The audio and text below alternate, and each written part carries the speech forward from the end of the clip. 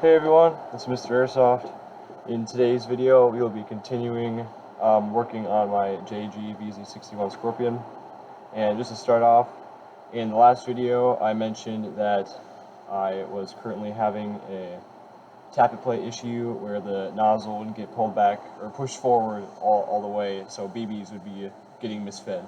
So after I uploaded that video, a couple days later, I was looking around an e-bike in their boneyard, and I saw that they had another VZ61 Scorpion boneyard again. So I thought instead of just buying one spring, which costs like a couple bucks, I could just buy the entire gun again, which is another boneyard. So that was $30 as well, and just use that for extra parts when my Scorpion breaks down again. So that's what I did, and this is the new one that I got, and this one, actually, they have a little. You can see the people they actually sent theirs in to e-bike because it was broken to get fixed. And on the note, it says you can't read that. It says dead battery right there. So that's why it wasn't working. So when I got this, the pistol grip was coming off. They had stripped one of the screws in here, so I put that back on. And I tested it with the dead battery. Dead battery obviously didn't work. So this is the battery that came with the other one, the first one that I got. So, and these batteries are pretty trash. I really don't like them, but just to show you guys what this usually, like once again, what these usually sound like. So yeah, this one works, but it's obviously at this point it's inferior to my other one, which I upgraded to use lipos. So. But basically, today I am going to be taking this apart and taking the tappet plate spring out and then putting that in my other Scorpion to see if that fixes my problem.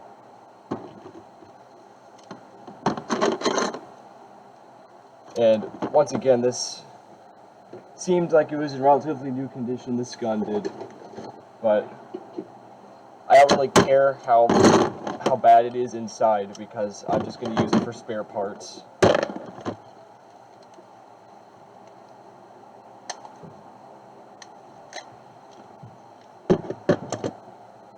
Because these parts are really hard to come by.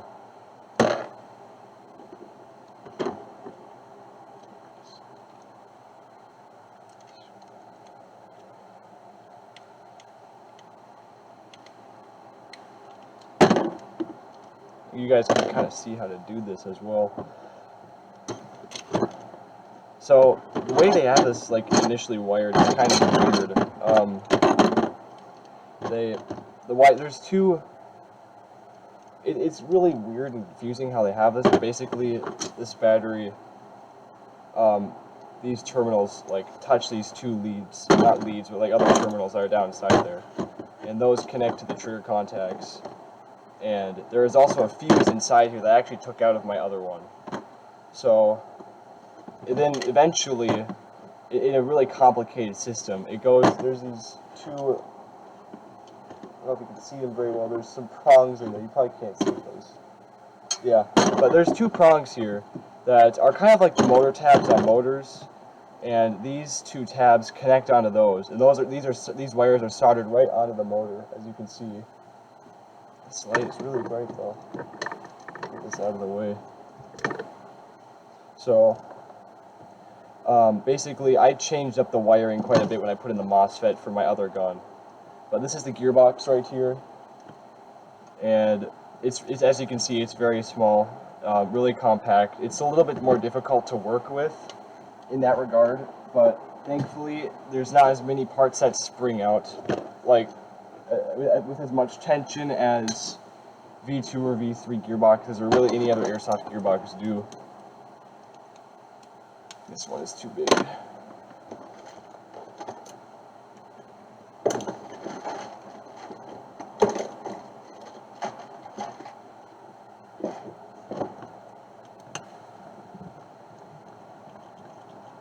So I'm curious to see what condition this gearbox is in though, the internals at least.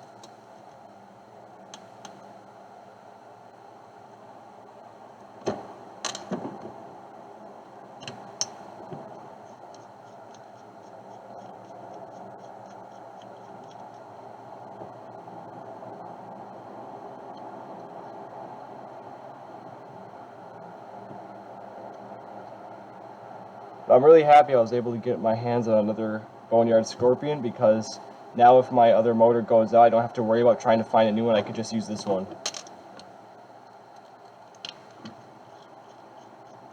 Because motors specifically for these gearboxes are really kind of difficult to find because they have a longer shaft than other RC370 motors. And these ones tend to have a lot of torque. So we got the screws out. Need a screwdriver to pry this open a bit. There we go.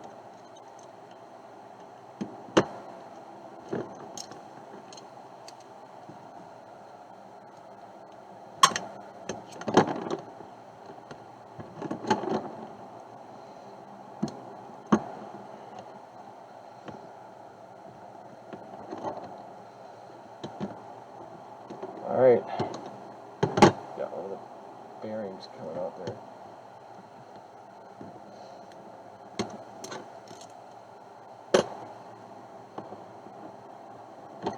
Alright, so this is the nozzle right here, and this is actually really stiff in there. I bet this isn't actually, let's test the air seal real quickly.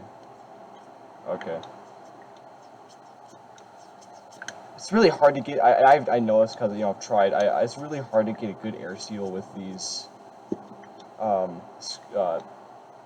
AEP gearboxes and air seal components.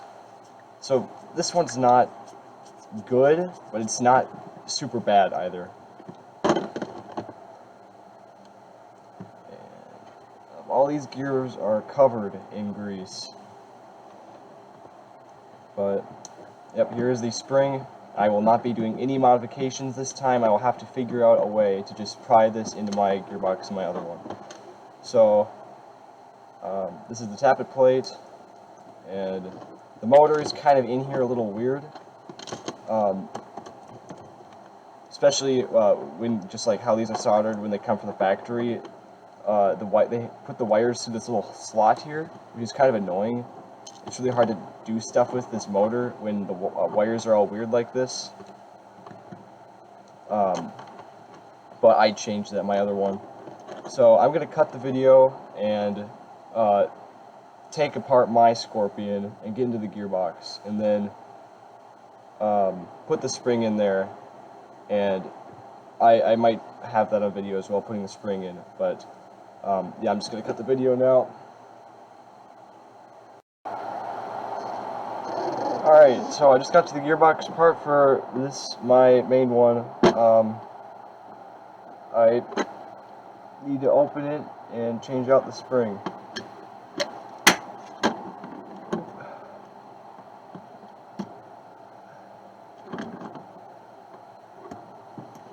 There's the shims that I put in here.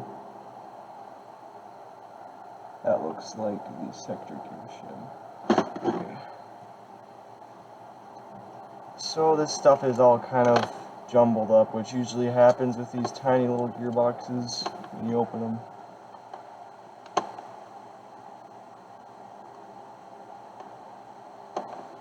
Alright, let's take out, move this shim back to where it's supposed to be. Alright, here is the stupid spring that I put in there, and I literally have screws as spacers, and that never worked out in the end.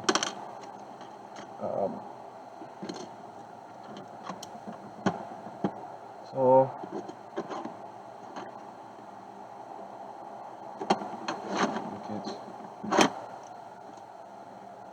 screwdriver.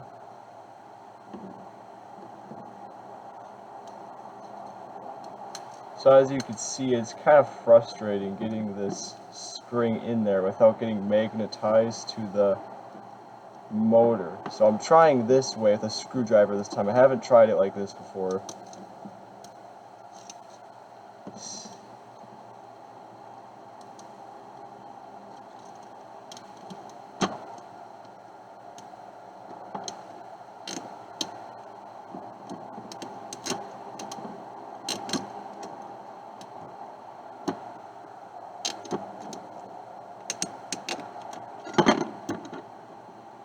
got in there. Now the tough part is that it's now putting a lot of tension on the tappet plate.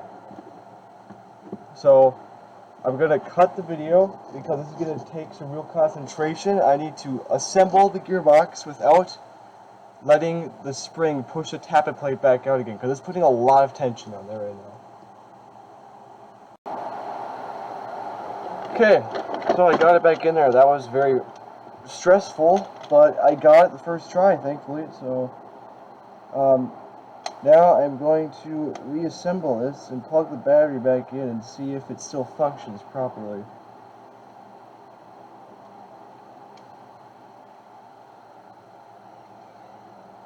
Getting these wires in here is kind of annoying. So if this takes a little while, I might have to cut the video again.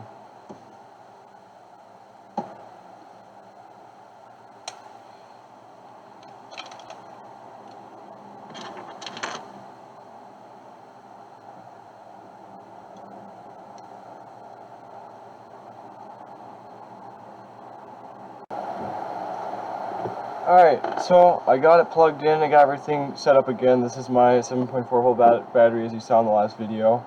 I have the voltmeter hooked up to it just to make sure. I do not want to kill this battery as well, but here to be shooting it.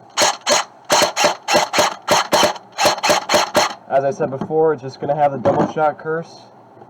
And what I found interesting is that the selector switch on the other Boneyard Scorpion I just got recently actually does work. So it must not be a very common issue what happened to this one, but I'm not going to transfer all the MOSFET and all that equipment over to the new one just to have a working selector switch, that would just be way too much work, and I've already put a lot of work and effort into this gun. So I'm going to go test this with some BBs and see if it feeds. So I'll be right back. Alright, so I just chronoed this, and it's shooting fine, it feeds fine. It just double shots, like every 3 shots or something, then they'll double shoot, which is sad, but it's something I'll have to deal with. It's hard to get these things to work completely right. You know, it's really hard to optimize them. So, this came as a Boneyard, so I'm okay with this working like that, especially since I'm able to use lipos now, and it shoots a lot better than how it would have stock. So it's okay if it double shots every now and then, because it gets some really good range now. It's shooting about 100-150 feet, which is pretty nice for an AEP, and it's shooting 260 FPS, which is pretty much normal. As you saw, the air seal is not that great in these. It's hard to get the air seal. I already tried to make the O-ring larger, and I greased them up and everything. It's with these air seal components, they're not like optimized. Like if companies made more AEPs, I'm sure that they would make upgrade parts that would make these a lot better, and you'd have air seal that you'd see in a regular AEG. But since these are kind of rare, or not rare, but they're not very popular, because gas pistols are so much better than AEPs in every single way. So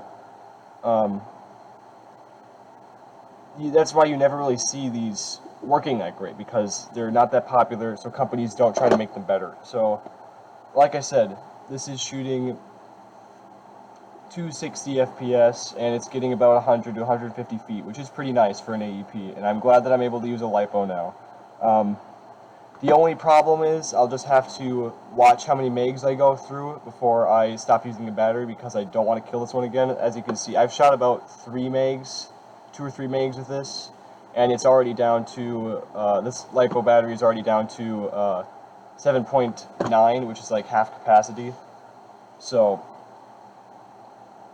not going to shoot anymore for now. It works fine. So, but other than that, what was nice is that when I originally got this one, it just came with a single magazine, and when I got the second one, it came with the drum magazine that comes with some of these, and then it also came with another magazine. So I have 3 magazines now that I can use with this gun, which is nice.